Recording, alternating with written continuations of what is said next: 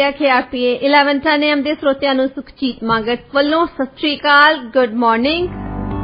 17 March 2022 program Punjabi Awaaz ਵਿੱਚ ਆਪ ਸਭ ਦਾ ਸਵਾਗਤ ਹੈ। ਇਹ program Monday to Friday doctor Shinde Purewal ਤੇ ਮੇਰੇ ਵੱਲੋਂ ਆਪ ਸਭ ਲਈ ਪੇਸ਼ ਕੀਤਾ ਜਾਂਦਾ ਹੈ। ਇਸ ਪ੍ਰੋਗਰਾਮ ਦੇ ਵਿੱਚ ਅਸੀਂ ਗੱਲਬਾਤ ਕਰਦੇ ਹੁੰਦੇ ਹਾਂ ਉਹਨਾਂ ਖਬਰਾਂ ਦੀ ਜੋ ਸਾਡੇ ਆਲੇ ਦੁਆਲੇ ਵਾਪਰਦੀਆਂ ਨੇ। ਡਾਕਟਰ ਸਾਹਿਬ, ਪ੍ਰੋਗਰਾਮ 'ਚ ਤੁਹਾਡਾ ਸਵਾਗਤ ਹੈ। Good morning. ਗੁੱਡ ਮਾਰਨਿੰਗ ਤੇ ਖਬਰਾਂ ਦਾ ਸਿਲਸਿਲਾ ਸ਼ੁਰੂ ਕਰਦੇ ਹਾਂ ਅੱਜ ਸਰੀ ਤੋਂ। ਸਰੀ ਬੋਰਡ ਆਫ ਟ੍ਰੇਡ ਨੇ BC ਸਰਕਾਰ ਨੂੰ ਤੁਰੰਤ ਪ੍ਰੋਵਿੰਸ਼ੀਅਲ ਫਿਊਲ ਟੈਕਸ ਬੰਦ ਕਰਨ ਦੇ ਲਈ ਕਿਹਾ ਤੇ ਉਹਨਾਂ ਨੇ ਮੰਗ ਕੀਤੀ ਹੈ ਕਿ ਇਹਦਾ ਕੰਪਰੀਹੈਂਸਿਵ ਰਿਵਿਊ ਹੋਣਾ ਚਾਹੀਦਾ। ਜੀ, ਕਿਉਂਕਿ ਜਦੋਂ ਵੀ ਤੁਸੀਂ ਫਿਊਲ ਦੀ ਗੱਲ ਕਰਦੇ ਆ, ਇੱਕ ਤਾਂ ਸਿੱਧਾ ਹੀ ਜੇ ਤੁਸੀਂ ਗੈਸ ਪਵਾਉਂਦੇ ਆ ਕਾਰ ਦੇ ਵਿੱਚ ਤਾਂ ਤੁਹਾਨੂੰ ਪਤਾ ਲੱਗ ਜਾਂਦਾ ਅੱਜ $2 ਦਾ ਹੋ ਗਿਆ, ਅੱਜ $2.25 ਦਾ ਹੋ ਗਿਆ। ਲੋਕਾਂ ਦੇ ਤੇ ਕਾਫੀ ਬੋਝ ਹੈ। ਦੂਸਰੀ ਗੱਲ ਜਿਹੜੀ ਡਾਇਰੈਕਟਲੀ ਇਹ ਗੱਲ ਹੈ ਕਿ ਇੱਕ ਤਾਂ ਆਇਲ ਪ੍ਰਾਈਸਿਸ ਵੱਧ ਰਹੀਆਂ, ਯੂਕਰੇਨ ਰਸ਼ੀਆ ਵਾਰ ਦੇ ਨਾਲ ਹੋਰ ਵੀ ਵੱਧ ਰਹੀਆਂ। ਉਹਦੇ ਵਿੱਚ ਜਿਹੜਾ ਕਰੂਡ ਆਇਲ ਦੀਆਂ ਪ੍ਰਾਈਸਿਸ ਹੈ ਉਹ ਤਾਂ ਵੱਧ ਰਹੀਆਂ, ਰਿਫਾਈਨ ਕਰਕੇ ਭੇਜਦੇ ਸਾਨੂੰ, ਬਿਜ਼ਨਸ ਦੀ ਗੱਲ ਹੈ। ਪਰ ਉਹਦੇ ਉੱਪਰ ਜਿਹੜੀ ਉਹਨਾਂ ਨੇ ਗੱਲ ਕੀਤੀ ਹੈ ਕਿ ਜਿੱਦਾਂ ਅਲਬਰਟਾ ਵਾਲਿਆਂ ਨੇ ਪ੍ਰੋਵਿੰਸ਼ੀਅਲ ਟੈਕਸ ਖਤਮ ਕੀਤਾ ਉਹਦੇ ਤੇ, ਜੀ ਇਸੇ ਤਰ੍ਹਾਂ ਉਹ ਚਾਹੁੰਦੇ ਕਿ BC ਸਰਕਾਰ ਵੀ ਉਹ ਪ੍ਰੋਵਿੰਸ਼ੀਅਲ ਟੈਕਸ ਜਿਹੜਾ ਹੈ, ਕਈ ਇੱਕ ਟੈਕਸ ਨਹੀਂ ਹੈ, ਤੁਸੀਂ ਬਹੁਤ ਟੈਕਸ ਲੱਗਦੇ ਆ ਇਹ ਤੇ ਆਇਲ ਤੇ। ਟੋਟਲ ਜਿਹੜਾ ਤੁਸੀਂ $2 ਦਾ ਖਰੀਦਦੇ ਆ ਨਾ, ਉਹ ਤੇ ਕੋਈ 54 ਸੈਂਟ ਫੈਡਰਲ ਤੇ ਪ੍ਰੋਵਿੰਸ਼ੀਅਲ ਟੈਕਸਸ ਲੱਗਦੇ ਆ। ਇਹਦੇ ਤੇ ਇੱਕ ਹੋਰ ਹੈਰਾਨੀ ਦੀ ਗੱਲ ਹੋਣੀ ਤੁਹਾਨੂੰ ਸੁਣਨ ਦੀ ਕਿ ਇੱਕ ਫੈਡਰਲ ਸਰਕਾਰ ਦੇ ਕੋਲ ਹੱਕ ਆ, ਉਹ ਜਿਸ ਤਰੀਕੇ ਨਾਲ ਮਰਜ਼ੀ ਟੈਕਸ ਲਾ ਸਕਦੇ ਆ। ਪ੍ਰੋਵਿੰਸ਼ੀਅਲ ਸਰਕਾਰਾਂ ਨੂੰ ਸੰਵਿਧਾਨ ਸਿਰਫ ਇਹ ਲਾਓ ਕਰਦਾ ਕਿ ਡਾਇਰੈਕਟਲੀ ਟੈਕਸ ਲਾ ਸਕਦੇ ਕਿਸੇ ਦੇ, ਪਰ ਫੈਡਰਲ ਸਰਕਾਰ ਖੱਬਿਓਂ ਸੱਜਿਓਂ ਉੱਪਰ ਥੱਲਿਓਂ ਜਿੱਥੋਂ ਮਰਜ਼ੀ ਟੈਕਸ ਲਾ ਦੇਵੇ। ਹੁਣ ਇੱਕ ਤਾਂ ਹੈਗੀ ਇਹਨਾਂ ਦੀ ਪ੍ਰਾਈਸ ਆਇਲ ਦੀ, ਉਹਦੇ ਤੇ ਪ੍ਰੋਵਿੰਸ਼ੀਅਲ ਟੈਕਸ ਲੱਗਦੇ ਆ, ਜਿਨ੍ਹਾਂ ਤੇ ਟਰਾਂਸਲਿੰਕ ਨੇ ਜੁਦਾ ਟੈਕਸ ਲਾਇਆ, ਕਾਰਬਨ ਟੈਕਸ ਲਾਇਆ, ਟਰਾਂਸਪੋਰਟ ਅਥਾਰਟੀ ਨੇ ਟੈਕਸ ਲਾਇਆ, ਇੱਕ ਫੈਡਰਲ ਟੈਕਸ ਲੱਗਾ ਆ। ਅੱਛਾ, ਇਹ ਸਾਰੇ ਟੈਕਸਸ ਦੇ ਵਿੱਚ ਦੂਸਰੀ ਕੀਮਤ ਪਾ ਕੇ ਤਾਂ ਇਹਨਾਂ ਨੂੰ ਜਮ੍ਹਾਂ ਕਰਕੇ ਇਹਦੇ ਤੇ ਫਿਰ GST ਲਾਉਂਦੇ ਆ। ਤੁਸੀਂ ਦੇਖੋ ਟੈਕਸ ਔਨ ਟੈਕਸ, ਜੀ ਟੈਕਸਾਂ ਤੇ ਟੈਕਸਾਂ ਦਾ ਕਰਕੇ ਕੀਮਤ ਵੱਧਦੀ ਆ, ਹਾਂਜੀ, ਤਾਂ ਉਹਨਾਂ ਦੇ ਉੱਪਰ ਫਿਰ GST ਲਾਉਂਦੇ ਆ, ਹਾਂਜੀ, ਜਿਹੜੀ ਕਿ 5% ਹੈ ਇੱਥੇ। ਸੋ ਉਹ ਇਹਨਾਂ ਨੇ ਗੱਲ ਕੀਤੀ ਆ ਸਿਰਫ ਤੇ ਸਿਰਫ ਕਿ ਸਾਡੇ ਸੂਬੇ ਦੀ ਸਰਕਾਰ ਨੂੰ ਜਿਹੜੀ ਆ ਅਲਬਰਟਾ ਦੇ ਨਾਲ ਉਹ ਥੋੜਾ ਜਿਹਾ ਇਹ ਡਿਸਓਨੈਸਟ ਵੀ ਹੈ ਇਸ ਗੱਲ ਤੇ, ਕਿਉਂਕਿ ਅਲਬਰਟਾ ਨੇ ਤਾਂ ਕਰ ਦਿੱਤਾ ਠੀਕ ਹੈ, ਪ੍ਰੋਵਿੰਸ਼ੀਅਲ ਟੈਕਸ ਮਾਫ ਕਰਤਾ, ਪਰ ਅਲਬਰਟਾ ਵਾਲੇ ਆਇਲ ਪ੍ਰੋਡਿਊਸਿੰਗ ਸੂਬਾ ਆ, ਉਹਦੇ ਵਿੱਚ ਉਹਨਾਂ ਨੂੰ ਜਿਹੜਾ ਮੁਨਾਫਾ ਹੋ ਰਿਹਾ ਕੀਮਤਾਂ ਵਧਣ ਤੇ ਉਹ ਜ਼ਿਆਦਾ ਹੋ ਰਿਹਾ, ਤਾਂ ਜਿਹੜੇ ਉਹਨਾਂ ਨੇ ਟੈਕਸ ਤੋਂ ਇਕੱਠੇ ਕਰਨੇ ਸੀ ਉਹ ਘੱਟ ਹੋ ਰਹੇ ਸੀ। ਉਹਨਾਂ ਵੱਲੋਂ ਸੈਕਰੀਫਾਈਸ ਕਰਨਾ ਉਹ ਬਰਾਬਰ ਨਹੀਂ ਸਾਡੇ। ਜੇ BC ਦੇ ਵਿੱਚ ਅਸੀਂ ਤਾਂ ਬਾਹਰੋਂ ਆਇਲ ਲੈ ਕੇ ਆਉਂਦੇ ਆ, ਰਿਫਾਈਨਰੀ ਸਾਡੇ ਤੋਂ ਦੋ ਨੇ, ਇੱਕ ਪ੍ਰਿੰਸ ਜਾਰਜ ਦੇ ਵਿੱਚ ਆ ਜਿਹੜੀ ਛੋਟੀ ਜਿਹੀ ਰਿਫਾਈਨਰੀ ਆ, ਉਹ ਕੋਈ 12,000 ਬੈਰਲਸ ਪਰ ਡੇ ਪ੍ਰੋਡਿਊਸ ਕਰਦੀ ਹੈ, ਤੇ ਦੂਜੀ ਸਾਡੇ ਬਰਨਵੀ ਦੇ ਵਿੱਚ ਹੈ ਜਿਹੜੀ ਵੱਡੀ ਥੋੜੀ ਜਿਹੀ, ਉਹਦੇ ਵਿੱਚ 55,000 ਬੈਰਲਸ। ਤੁਸੀਂ ਇਮੇਜਿਨ ਕਰੋ ਕਿ ਅਸੀਂ ਵਾਸ਼ਿੰਗਟਨ ਸਟੇਟ ਤੋਂ ਵੀ ਆਇਲ ਲੈਂਦੇ ਹਾਂ, ਉਹਨਾਂ ਦੇ ਕੋਲ 5 ਰਿਫਾਈਨਰੀਜ਼ ਆ ਜਿਨ੍ਹਾਂ ਦੇ ਕੋਲ ਕੋਈ 6,35,000 ਬੈਰਲਸ ਪਰ ਡੇ। ਸਾਡੇ ਤੋਂ ਟੋਟਲ ਕਪੈਸਿਟੀ BC ਦੀ ਹੈਗੀ ਆ 67,000, ਉਹਨਾਂ ਤੋਂ 6,35,000 ਬੈਰਲਸ ਪਰ ਡੇ ਰਿਫਾਈਨ ਕਰਦੇ ਆ ਉੱਥੇ, ਔਰ ਉਹ ਸਾਨੂੰ ਭੇਜਦੇ ਆ। ਔਰ ਖਾਸ ਤੌਰ ਤੇ ਵੈਨਕੂਵਰ ਏਅਰਪੋਰਟ ਨੂੰ ਜਿੰਨਾ ਵੀ ਤੁਹਾਨੂੰ ਜਹਾਜ਼ਾਂ ਲਈ ਫਿਊਲ ਚਾਹੀਦਾ ਹੈ, ਮੋਸਟਲੀ ਉਹ ਅਮਰੀਕਾ ਤੋਂ ਆਉਂਦਾ ਹੈ, ਤਾਂ ਆਉਂਦਾ ਵੀ ਟੈਂਕਰ ਦੇ ਰਾਹੀਂ ਆ, ਡੇਂਜਰਸ ਆ। ਜਿਹੜੇ ਬੰਦੇ এনवायरमेंट ਦੀ ਗੱਲ ਕਰਦੇ ਆ ਉਹਨਾਂ ਨੂੰ ਇਹ ਧਿਆਨ ਦੇ ਵਿੱਚ ਰੱਖਣਾ ਚਾਹੀਦਾ ਕਿ ਆਹ ਡੇਂਜਰਸ ਗੱਲ ਹੋ ਰਹੀ ਹੈ। ਸੋ ਇੱਕ ਪਾਸੇ ਤੇ ਟੈਕਸਸ, ਇੱਕ ਪਾਸੇ ਤਾਂ ਸਿੱਧਾ ਹੀ ਤੁਹਾਡਾ ਹੈਗਾ ਕਰੂਡ ਆਇਲ ਦੀਆਂ ਪ੍ਰਾਈਸਿਸ ਵਧੀ ਜਾਂਦੀਆਂ, ਦੂਸਰੇ ਪਾਸੇ ਜਿਹੜੀਆਂ ਰਿਫਾਈਨਰੀਜ਼ ਆ ਉਹ ਵੀ ਮਨਚਾਹੀਆਂ ਪ੍ਰਾਈਸਿਸ ਅੱਜ ਕੱਲ੍ਹ ਲਾ ਰਹੀਆਂ ਨੇ, ਕੰਪਨੀਆਂ ਨੇ ਮਨਚਾਹੀਆਂ ਪ੍ਰਾਈਸਿਸ ਲਾਈਆਂ, ਫਿਰ ਸਰਕਾਰਾਂ ਜਿਹੜੀਆਂ ਉਹ ਉਹਨਾਂ ਨੂੰ ਤਾਂ ਫਾਇਦਾ ਹੋ ਰਿਹਾ ਜੀ। ਸਰਕਾਰਾਂ ਨੂੰ ਦੇਖੋ ਫਾਇਦਾ ਹੋ ਰਿਹਾ, ਬਿਜ਼ਨਸ ਵਾਲਿਆਂ ਨੂੰ ਜੇ ਉਹਨਾਂ ਦੀ ਪ੍ਰਾਈਸ ਵੱਧ ਜਾਂਦੀ ਹੈ ਉਹ ਤਾਂ ਪੂਰੀ ਕਰ ਲੈਂਦੇ ਆ। ਜੇ ਮੇਰੇ ਕੋਲ ਸੇਫੇ ਆ, ਮੇਰੀ ਕੋਈ ਪ੍ਰੋਡਕਟ ਦੀ ਪ੍ਰਾਈਸ ਵੱਧ ਗਈ, ਮੈਂ ਉਹ ਕੀਮਤ ਵਧਾ ਦਿੰਦਾ। ਜਿੱਦਾਂ BC ਸਰਕਾਰ ਨੇ ਵੀ ਵਧਾਈ ਆ, ਜਿਹੜੇ ਵਿਕਟੋਰੀਆ ਦੇ ਵਿੱਚ ਨਨਾਈਮਾ ਚੋਂ ਮੈਨੂੰ ਲੋਕੀ ਦੱਸਦੇ ਸੀ ਜਿਹੜੇ ਆਉਂਦੇ ਜਾਂਦੇ ਰਹਿੰਦੇ, ਉਹ ਕਹਿੰਦੇ ਜੀ BC ਫੈਰੀ ਵਾਲਿਆਂ ਨੇ ਪ੍ਰਾਈਸ ਵਧਾ ਦਿੱਤੀ ਹੈ। ਇਹਦਾ ਮਤਲਬ ਇੱਕ ਪਾਸੇ ਤਾਂ ਪੈਸੇ ਬਣਾ ਰਹੇ ਆ ਇਹ ਜਿਹੜੇ ਟੈਕਸਸ ਲਾ ਰਹੇ, 27 ਸੈਂਟ ਇਕੱਲੇ BC ਵਾਲੇ ਲਾ ਰਹੇ ਸਾਨੂੰ, ਤੇ ਜੇ ਉਹ ਮਾਫ ਕਰਨ ਤਾਂ 27 ਸੈਂਟ ਘੱਟ ਹੋ ਜਾਣ ਤੁਹਾਡੇ ਲੀਟਰ ਦੇ ਮਗਰ ਜੀ। ਤੇ ਇੱਕ ਪਾਸੇ ਤਾਂ ਪੈਸੇ ਬਣਾ ਰਹੇ ਜ਼ਿਆਦਾ ਕਿਉਂਕਿ ਕੀਮਤਾਂ ਜ਼ਿਆਦਾ ਵਧੀ ਜਾਂਦੀਆਂ, ਉਹ ਤੇ ਪੈਸੇ ਬਣਾ। ਦੂਜੇ ਪਾਸੇ ਜਿਹੜੀਆਂ ਇਹਨਾਂ ਦੀਆਂ ਆਪਣੀਆਂ ਚੀਜ਼ਾਂ ਹੈ, ਜਿੱਦਾਂ BC ਫੈਰੀਜ਼ ਨੂੰ ਯੂਜ਼ ਕਰਨਾ ਪੈਂਦਾ ਆਇਲ, ਉਹਦੇ ਤੇ ਜੇ ਉਹਨਾਂ ਦੀ ਕਾਸਟ ਵੱਧ ਗਈ ਆ, ਉਹ ਤੇ ਕੀਮਤ ਵੱਧ ਗਈ ਆ, ਉਹ ਫਿਰ ਸਾਡੇ ਤੋਂ ਫੇਰ ਵਸੂਲ ਕਰ ਲੈਂਦੇ, ਬਿਜ਼ਨਸ ਵਾਲੇ ਵੀ ਤੇ ਸਰਕਾਰਾਂ ਵੀ ਇਹ ਕਰ ਲੈਂਦੀਆਂ। ਪਰ ਇਹ ਦਿਮਾਗ ਦੇ ਵਿੱਚ ਕਦੇ ਨਹੀਂ ਆਇਆ ਕਿ ਅਸੀਂ ਜੇ ਪੈਸੇ ਬਣਾਉਣੇ ਆ ਤਾਂ ਅਸੀਂ ਸਿੱਧੇ ਡਾਇਰੈਕਟਲੀ ਜਿਹੜੇ ਲੋਕਾਂ ਦੀ, ਸਾਡੀ ਤਾਂ ਜੇਬ ਦੇ ਵਿੱਚ ਜਾਂਦੇ ਹੀ ਜਾਂਦੇ ਜੀ। ਸਾਡਾ ਸਿਰਫ ਗੈਸ ਤੇ ਨਹੀਂ ਜਾਂਦੇ, ਅਸੀਂ ਜਦੋਂ ਗੈਸ ਸਟੇਸ਼ਨ ਤੇ ਖੜਦੇ ਹਾਂ ਉਹ ਪਹਿਲਾਂ ਨਾਲੋਂ ਜ਼ਿਆਦਾ ਮਹਿੰਗਾ ਹੋ ਗਿਆ, ਔਰ ਹੋਣਾ ਵੀ ਇਦੋਂ ਵੀ ਜ਼ਿਆਦਾ ਹੋਣਾ ਹਾਲੇ। ਤੁਸੀਂ ਦੇਖਿਓ ਕਿ ਆਇਲ ਜਿਹੜਾ ਰਸ਼ੀਆ ਵਾਲਾ ਬੰਦ ਕੀਤਾ ਇਹਨਾਂ ਨੇ, ਹੁਣ ਇਹ ਇਸ ਕਰਕੇ ਬੰਦ ਕੀਤਾ ਹੈ ਕਿ ਵੈਸਟਰਨ ਯੂਰਪ ਤੇ US ਵਾਲੇ ਜਿਹੜੇ, ਇਹਨਾਂ ਦਾ ਆਪਣਾ ਆਇਲ, ਕੈਨੇਡਾ ਦਾ ਆਪਣਾ ਆਇਲ, ਇਹ ਮਹਿੰਗਾ ਵਿਕੇ। ਦੂਸਰੀ ਗੱਲ, ਜਿਹੜੀਆਂ ਆਇਲ ਦੇ ਨਾਲ ਸਿਰਫ ਤੇ ਸਿਰਫ ਕਾਰਾਂ ਨਾਲ ਸੰਬੰਧ ਨਹੀਂ ਹੈ, ਬਹੁਤ ਚੀਜ਼ਾਂ ਮਹਿੰਗੀਆਂ ਹੁੰਦੀਆਂ ਇਹਦੇ, ਜਦੋਂ ਆਇਲ ਮਹਿੰਗਾ ਹੁੰਦਾ ਹੈ ਉਹਦਾ ਵੀ ਬੋਝ ਸਾਡੇ ਤੇ ਹੀ ਹੈ।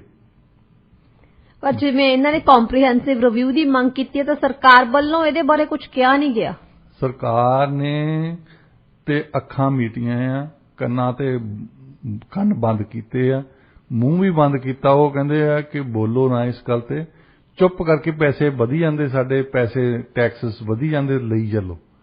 ਉਹਨਾਂ ਨੇ ਕਦੇ ਰਿਵਿਊ ਨਹੀਂ ਕਰਾਉਣਾ ਇਸ ਗੱਲ ਤੇ, ਕਿਉਂਕਿ ਰਿਵਿਊ ਦੇ ਵਿੱਚ ਸ਼ਾਇਦ ਰਿਵਿਊ ਕਮੇਟੀ ਕਹਿ ਦੇਵੇ ਕਿ ਤੁਸੀਂ ਕੀਮਤਾਂ ਘੱਟ ਕਰ ਦਿਓ ਜੀ। ਬਿਲਕੁਲ ਇਸ ਗੱਲ ਤੋਂ ਡਰਦੇ ਉਹਨਾਂ ਨੇ। ਇਹ ਗੱਲ ਹੁੰਦੀ ਹੈ PR ਦੀ, ਪਹਿਲਾ ਲੈਸਨ ਇਹੀ ਆ ਵੀ ਤੁਸੀਂ ਇਗਨੋਰ ਕਰੋ ਜੀ। ਇਸੇ ਚੀਜ਼ ਨੂੰ ਇਗਨੋਰ ਕੀਤਾ ਗਿਆ, ਪਰ ਸਰੀ ਬੋਰਡ ਆਫ ਟ੍ਰੇਡ ਨੇ ਤਾਂ ਮੰਗ ਕੀਤੀ ਹੈ ਕਿ ਜਿਹੜਾ ਰਿਵਿਊ ਆ ਉਹ ਹੋਣਾ ਜ਼ਰੂਰੀ ਹੈ ਤੇ ਹੋਣਾ ਚਾਹੀਦਾ ਵੀ ਆ। ਪਰ ਉਹਨਾਂ ਨੂੰ ਥੋੜੀ ਜਿਹੀ PR ਜਦੋਂ ਕਰਦੇ ਆ ਨਾ, ਉਹ ਅਲਬਰਟਾ ਦੀ ਗੱਲ ਕਰਦੇ ਕਿ ਅਲਬਰਟਾ ਨੇ ਟੈਕਸ ਮਾਫ ਕਰਤਾ, ਪਰ ਅਲਬਰਟਾ ਦਾ ਇੱਕ ਦੱਸ ਦੇਣਾ ਚਾਹੀਦਾ। ਵੈਸੇ ਓਨੈਸਟੀ ਇਸ ਵਿੱਚ ਆ ਕਿ ਉਹਨਾਂ ਨੂੰ, ਉਹ ਆਇਲ ਪ੍ਰੋਡਿਊਸਿੰਗ ਪ੍ਰੋਵਿੰਸ ਹੈ ਔਰ ਉਹਨਾਂ ਨੂੰ ਫਾਇਦਾ ਹੋ ਰਿਹਾ, ਹੁਣ ਕਾਫੀ ਵੱਧ ਰਹੀਆਂ ਕੀਮਤਾਂ ਔਰ ਉਹਨਾਂ ਦੀ ਰਾਇਲਟੀ ਵੱਧ ਰਹੀ ਹੈ, ਸੋ ਇਸ ਕਰਕੇ ਉਹ ਕਰ ਸਕਦੇ ਆ। BC ਵਾਲੇ ਉਸ ਹੱਦ ਤਾਈਂ ਅਲਬਰਟਾ ਵਾਲੇ ਸਰਕਾਰ ਦੇ ਬਰਾਬਰ ਨਹੀਂ ਜਾ ਸਕਦੇ। ਇਸ ਸਮੇਂ ਤੁਸੀਂ ਸੁਣ ਰਹੇ ਹੋ ਪ੍ਰੋਗਰਾਮ ਪੰਜਾਬੀ ਆਵਾਜ਼, ਡਾਕਟਰ ਸ਼ਿੰਦਰ ਫਰਵਾਲ ਤੇ ਸੁਖਜੀਤ ਮਾਂਗੜ ਦੇ ਨਾਲ। ਡਾਕਟਰ ਸਾਹਿਬ, ਰੁਕ ਕਰਦੇ ਹਾਂ ਅਗਲੀ ਖਬਰ ਵੱਲ, ਜਿਸ ਦਾ ਸਬੰਧ ਹੈਗਾ ਜੀ ਫ੍ਰੈਂਚ ਸਪੀਕਿੰਗ ਲੋਕਾਂ ਨੂੰ ਜ਼ਿਆਦਾ ਤੋਂ ਜ਼ਿਆਦਾ ਇੱਥੇ ਲੈ ਕੇ ਆਉਣ ਬਾਰੇ। ਫੈਡਰਲ ਸਰਕਾਰ ਨੇ ਦੇਸ਼ ਵਿੱਚ ਫ੍ਰੈਂਚ ਲੈਂਗੁਏਜ ਨੂੰ ਰਿਵਾਈਵ ਕਰਨ ਦੇ ਲਈ, ਜਾਂ ਫਿਰ ਆਪਾਂ ਕਹਿ ਲਈਏ ਕਿ ਪ੍ਰੋਟੈਕਟ ਕਰਨ ਦੇ ਲਈ, ਉਹਨਾਂ ਨੇ ਇੱਕ ਮੁਹਿੰਮ ਸ਼ੁਰੂ ਕੀਤੀ ਆ, ਜਿਸ ਦੇ ਤਹਿਤ ਉਹ ਬਾਹਰੋਂ ਜਿਹੜੇ ਇਮੀਗ੍ਰੈਂਟਸ ਨੂੰ ਲੈ ਕੇ ਆਉਣਾ ਚਾਹੁੰਦੇ ਆ, ਉਹਨਾਂ ਵਿੱਚ ਜਿਹੜੇ ਫ੍ਰੈਂਚ ਸਪੀਕਿੰਗ ਹੋਣਗੇ ਉਹਨਾਂ ਨੂੰ ਤਰਜੀਹ ਦੇਣਗੇ ਉਹ ਜੀ। ਇਹ ਵੈਸੇ ਕਿਬੈਕ ਦੀ ਡਿਮਾਂਡ, ਜਿਹਦਾ ਮੰਗ ਕਹਿ ਲਓ ਕਿ ਹਮੇਸ਼ਾ ਹੀ ਰਹੀ ਹੈ ਕਿ ਇੱਕ ਜ਼ਮਾਨਾ ਹੁੰਦਾ ਸੀ ਜਦੋਂ ਫ੍ਰੈਂਚ ਸਪੀਕਰ ਇੱਥੇ ਕੈਨੇਡਾ ਦੇ ਵਿੱਚ ਜ਼ਿਆਦਾ ਹੁੰਦੇ ਸੀ, ਇੰਗਲਿਸ਼ ਸਪੀਕਰ ਘੱਟ ਸੀ।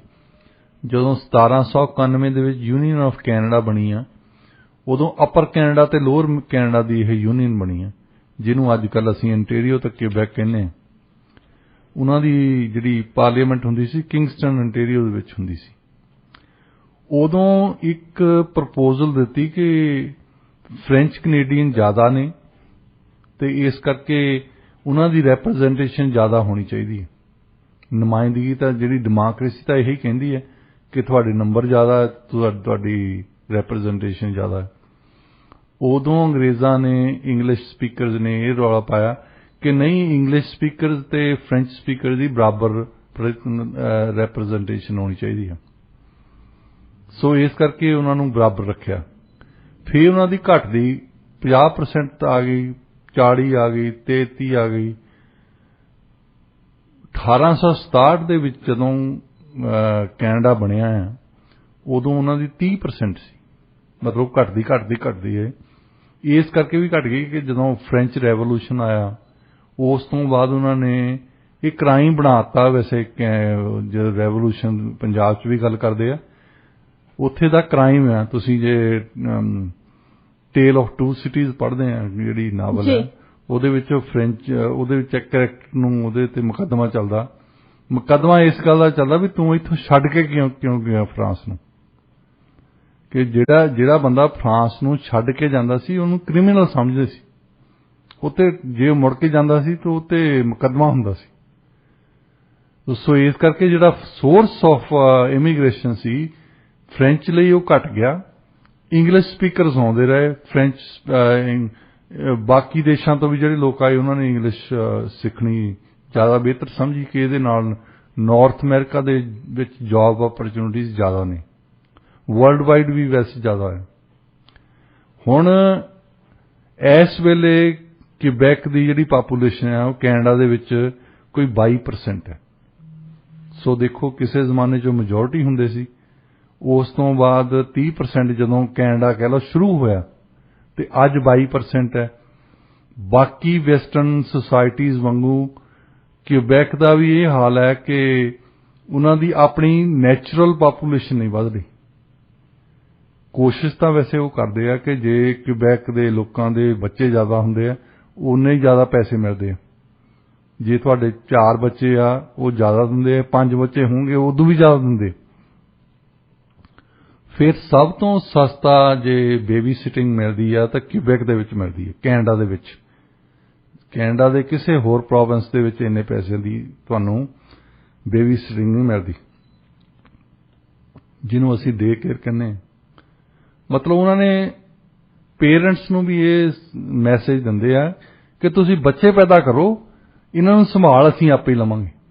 ਪਰ ਫਿਰ ਵੀ ਉਹਦੇ ਬਾਵਜੂਦ ਵੀ ਜਿਹੜੀ ਪਾਪੂਲੇਸ਼ਨ ਗਰੋਥ ਜਿਹੜੀ ਉਹਨਾਂ ਦੀ 0 ਆ। ਬਾਕੀ ਕੈਨੇਡਾ ਦੀ ਵੀ ਕੈਨੇਡਾ ਦੀ ਤਾਂ ਵੈਸੇ ਤਾਂ ਘਟਦੀ ਆ ਸਾਡੀ ਪਾਪੂਲੇਸ਼ਨ, ਕਿਉਂਕਿ 149 ਬੱਚੇ ਪੈਦਾ ਹੁੰਦੇ ਆ 100 ਕਪਲ ਦੇ ਹਿਸਾਬ ਨਾਲ, 100 ਜੋੜੇ ਦੇ, ਜਿਹੜੇ ਕਿ 230 ਹੋਣੇ ਚਾਹੀਦੇ ਆ ਜੇ ਸਿਰਫ ਤੇ ਸਿਰਫ ਬਰਾਬਰ ਰੱਖਣੀ ਹੈ ਤੁਸੀਂ ਆਪਣੀ ਪਾਪੂਲੇਸ਼ਨ। ਸੋ ਇਹਨਾਂ ਦੇ ਵਿੱਚ ਤੁਸੀਂ ਦੇਖ ਲਓ ਕਿੰਨੇ 81 ਬੱਚੇ ਘਟ ਜਾਂਦੇ 100 ਕਪਲਸ ਦੇ ਬਰਾਬਰੀ ਆ ਕੇ। ਜੇ 100 ਕਪਲਸ ਦੇ ਕੋਲੋਂ 81 ਬੱਚੇ ਘੱਟ ਆ ਤਾਂ ਫਿਰ ਇੱਕੋ ਹੀ ਤਰੀਕਾ ਹੈ ਕਿ ਬਾਹਰੋਂ ਬੰਦੇ ਮੰਗਾਏ ਜਾਣ। ਹੁਣ ਬਾਹਰੋਂ ਬੰਦੇ ਜਿਹੜੇ ਆਉਂਦੇ ਆ ਉਹ ਜ਼ਿਆਦਾ ਤੌਰ ਤੇ ਇੰਗਲਿਸ਼ ਸਪੀਕਰਸ ਆਉਂਦੇ ਆ। ਕਿਬੈਕ ਦੀ ਡਿਮਾਂਡ ਇਹ ਰਹੀ ਹੈ ਕਿ ਤੁਸੀਂ ਜੇ ਫ੍ਰੈਂਚ ਲੈਂਗੁਏਜ ਨੂੰ ਬਰਕਰਾਰ ਰੱਖਣਾ, ਇਹਨੂੰ ਵੱਧਦੀ ਫੁੱਲਦੀ ਦੇਖਣਾ, ਤਾਂ ਹੀ ਉਹਨਾਂ ਨੇ ਬਹੁਤ ਵਾਰ ਉਹਨਾਂ ਨੇ ਫ੍ਰੈਂਚ ਲਾਜ਼ ਲੈ ਕੇ ਆਉਂਦੇ ਆ, ਉਹਨਾਂ ਦੀ ਕੰਟਰੋਵਰਸੀ ਵੀ ਚੱਲਦੀ ਹੈ। ਤੇ ਫੈਡਰਲ ਗਵਰਨਮੈਂਟ ਨੇ ਹੁਣ ਉਹਨਾਂ ਨੂੰ ਲੱਗਦਾ ਕਿ ਜੇ ਅਗਲੀ ਇਲੈਕਸ਼ਨ ਦੇ ਵਿੱਚ ਕੁਝ ਸੀਟਾਂ ਜਿੱਤਣੀਆਂ ਨਾ ਹੋਰ, ਤਾਂ ਫਿਰ ਇਹ ਡਿਮਾਂਡ ਉਹਨਾਂ ਦੀ ਮੰਗਣੀ ਪੈਣੀ ਹੈ। ਤਾਂ ਫੈਡਰਲ ਸਰਕਾਰ ਇੱਕ ਬਿੱਲ ਲਿਆ ਰਹੀ ਹੈ ਕਿ ਜਿਹੜੇ ਬਾਹਰੋਂ ਲੋਕੀ ਆਉਣੇ ਨੇ ਫ੍ਰੈਂਚ ਸਪੀਕਰ ਏਰੀਆ ਦੇ ਵਿੱਚੋਂ ਲੈ ਕੇ ਆਓ, ਤਾਂ ਕਿ ਉਹਨਾਂ ਨੂੰ ਥੋੜ੍ਹੀਆਂ ਜਿਹੀਆਂ ਸੌਖੀਆਂ ਤਰੀਕੇ ਨਾਲ ਇਮੀਗ੍ਰੇਸ਼ਨ ਮਿਲ ਜਾਵੇ।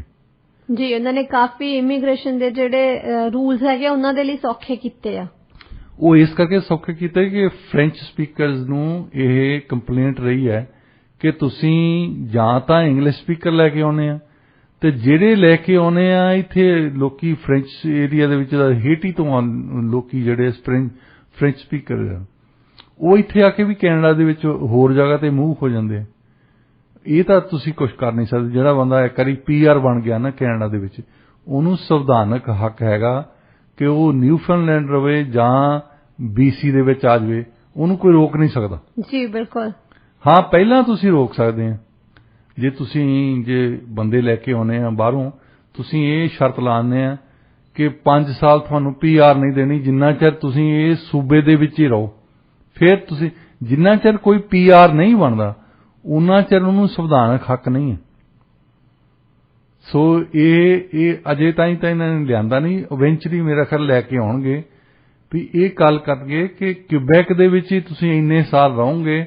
ਜਦੋਂ ਇੱਕ ਵਾਰੀ ਬੰਦਾ ਆ ਕੇ 8-10 ਸਾਲ 5 ਸਾਲ ਇੱਕ ਜਗ੍ਹਾ ਲਾ ਲੈਂਦਾ ਫਿਰ ਉਹ ਹਿਲਦਾ ਹੀ ਨਹੀਂ ਜੀ। ਫਿਰ ਉਹਨਾਂ ਦੀ ਮੂਵਮੈਂਟ ਘੱਟ ਹੋ ਜਾਂਦੀ ਹੈ ਜੀ। ਉੱਥੇ ਐਡਜਸਟ ਕਰ ਲੈਂਦੇ ਹੋ ਆਪਣੇ ਆਪ ਨੂੰ, ਐਡਜਸਟ ਕਰ ਜਾਂਦੇ ਹੋ। ਬੋਲੀ ਵੀ ਸਿੱਖਣੀ ਪੈਣੀ ਹੈ। ਕਿਊਬੈਕ ਦੇ ਵਿੱਚ ਜਾਓਗੇ ਤਾਂ ਉੱਥੇ ਜੇ ਫ੍ਰੈਂਚ ਨਹੀਂ ਬੋਲਦੇ ਤਾਂ ਤੁਹਾਨੂੰ ਥੋੜੀ ਜਿਹੀ ਦਿੱਕਤ ਤਾਂ ਆਉਂਦੀ ਹੈ। ਸਟਾਰਟਿੰਗ ਦੇ ਵਿੱਚ ਆਉਂਦੀ ਹੈ, ਪਰ ਜਦੋਂ ਜਿਵੇਂ 8-10 ਸਾਲ ਤੁਸੀਂ ਜਿਵੇਂ ਕਿਹਾ ਤੇ ਫਿਰ ਬੰਦਾ ਫਿਰ ਤਾਂ ਸਿੱਖ ਜਾਂਦਾ। ਫਿਰ ਤਾਂ ਹੁਣ ਸਾਡੇ ਪੰਜਾਬੀ ਉੱਥੇ ਮੈਂ ਦੇਖਿਆ ਕਲਕੱਤੇ ਦੇ ਵਿੱਚ ਬੰਗਾਲੀ ਬੋਲਦੇ ਆ। ਜੀ ਬਿਲਕੁਲ। ਡਾਕਟਰ ਸਾਹਿਬ, ਰੁੱਖ ਕਰਦੇ ਆ ਅਗਲੀ ਖਬਰ ਵੱਲ। ਜਰਮਨ ਸਰਕਾਰ ਨੇ ਲక్ష్మణ ਰੇਖਾ ਖਿੱਚੀ ਹੈ ਜੀ। ਹੁਣ ਤੁਸੀਂ ਆਪਣੇ ਸਰੋਤਿਆਂ ਨੂੰ ਦੱਸੋ ਕਿ ਲక్ష్మణ ਰੇਖਾ ਖਿੱਚੀ ਕਿਵੇਂ ਹੈ ਤੇ ਕਿਹਦੇ ਕੀਸਟਾ? ਇਹ ਕੁਝ ਲਾਅ ਮੇਕਰਸ ਜਿਹੜੇ ਆ ਕਾਂਗਰਸ ਦੇ ਵਿੱਚ ਬੈਠੇ ਆ US ਦੇ ਵਿੱਚ, ਜਿਨ੍ਹਾਂ ਦੇ ਵਿੱਚ ਸ਼ਾਇਦ ਕੈਨੇਡਾ ਵੀ ਉਹਨਾਂ ਮੁਲਕਾਂ ਚੋਂ ਆ, ਜਿਹੜੇ ਕਹਿੰਦੇ ਕਿ ਧਮਕੀਆਂ ਦਿੰਦੇ ਕਿ ਨੇਟੋ ਨੂੰ ਸ਼ਾਇਦ ਸਾਡੇ ਯੂਕਰੇਨ ਦੇ ਵਿੱਚ ਆਪਣੀਆਂ ਫੌਜਾਂ ਭੇਜਣੀਆਂ ਪੈਣ। ਇਹ ਤਾਂ ਗੱਲਾਂ ਹੀ ਕਰਦੇ ਆ, ਭੇਜੀਆਂ ਤਾਂ ਹੈ ਨਹੀਂ ਅਜੇ ਤਾਈਂ। ਹਾਂਜੀ। ਪਰ ਜਰਮਨਸ ਨੇ ਇਹ ਕਹਿਤਾ ਕਿ ਠੀਕ ਹੈ, ਪਹਿਲਾਂ ਤੁਸੀਂ ਸੈਂਕਸ਼ਨਸ ਦੀ ਗੱਲ ਕੀਤੀ ਸੀ, ਜਿਹੜੀ ਸਾਨੂੰ ਪਾਈਪਲਾਈਨ ਆਉਣ ਲੱਗੀ ਸੀ ਉਹ ਵੀ ਰੋਕ ਦਿੱਤੀ ਆ, ਪਰ ਲక్ష్మణ ਰੇਖਾ ਉਹਨਾਂ ਨੇ ਕਿਹਾ ਵੀ ਇਹ ਹੋਣੀ ਚਾਹੀਦੀ ਹੈ ਕਿ ਨੇਟੋ ਦੀ ਕੋਈ ਵੀ ਇੱਕ ਵੀ ਸੋਲਜਰ ਉਹਨਾਂ ਦੇ ਯੂਕਰੇਨ ਦੇ ਵਿੱਚ ਨਹੀਂ ਜਾਣਾ ਚਾਹੀਦਾ, ਕਿਉਂਕਿ ਨੇਟੋ ਦਾ ਮਤਲਬ ਫਿਰ ਜਰਮਨ ਵਾਲਿਆਂ ਨੂੰ ਵੀ ਭੇਜਣਗੇ ਜੀ। ਉਹ ਕਹਿੰਦੇ ਕਿ ਸਾਡਾ ਉੱਥੇ ਕੋਈ ਕੰਮ ਨਹੀਂ ਹੈ, ਸਾਡੀ ਕੋਈ ਆਬਲੀਗੇਸ਼ਨ ਨਹੀਂ। ਇਹਨਾਂ ਨੇ ਐਪਲੀਕੇਸ਼ਨ ਹੀ ਕੀਤੀ ਸੀ, ਉਹ ਐਪਲੀਕੇਸ਼ਨ ਕਦੇ ਹਾਲੇ ਤਾਈਂ ਮਨਜ਼ੂਰ ਨਹੀਂ ਹੋਈ। ਤਾਂ ਹੁਣ ਤਾਂ ਖੁਦ ਪ੍ਰੈਜ਼ੀਡੈਂਟ ਕਹਿ ਰਿਹਾ ਯੂਕਰੇਨ ਦਾ ਕਿ ਮੈਂ ਨਿਊਟਰਲ ਸਟੇਟਸ ਮੰਨਣ ਲਈ ਤਿਆਰ ਹਾਂ, ਮੈਂ ਨੇਟੋ ਦਾ ਮੈਂਬਰ ਨਹੀਂ ਬਣਨਾ ਜੀ। ਜੇ ਉਹ ਖੁਦ ਕਹਿ ਰਿਹਾ ਤੇ ਫਿਰ ਸਾਨੂੰ ਜਾਣ ਦੀ ਕੀ ਲੋੜ ਹੈ?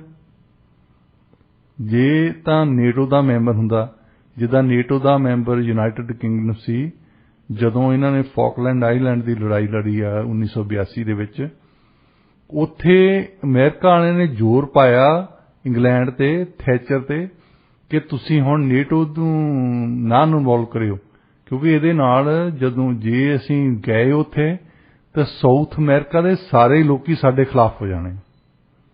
ਉਦੋਂ ਬਹਾਨਾ ਘੜ ਦਿੱਤਾ ਕਿ ਨੇਟੋ ਦੇ ਵਿੱਚ ਸਿਰਫ ਇਹੀ ਲਿਖਿਆ ਆ ਕਿ ਅਸੀਂ ਅਟਲਾਂਟਿਕ ਕੰਟਰੀਜ਼ ਨੂੰ ਜੇ ਕੋਈ ਹਮਲਾ ਹੁੰਦਾ ਤਾਂ ਉੱਥੇ ਉਹਨਾਂ ਦੀ ਹੱਕ ਦੇ ਵਿੱਚ ਜਾਵਾਂਗੇ, ਦੂਸਰੀ ਜਗ੍ਹਾ ਤੇ ਨਹੀਂ ਜਾਵਾਂਗੇ।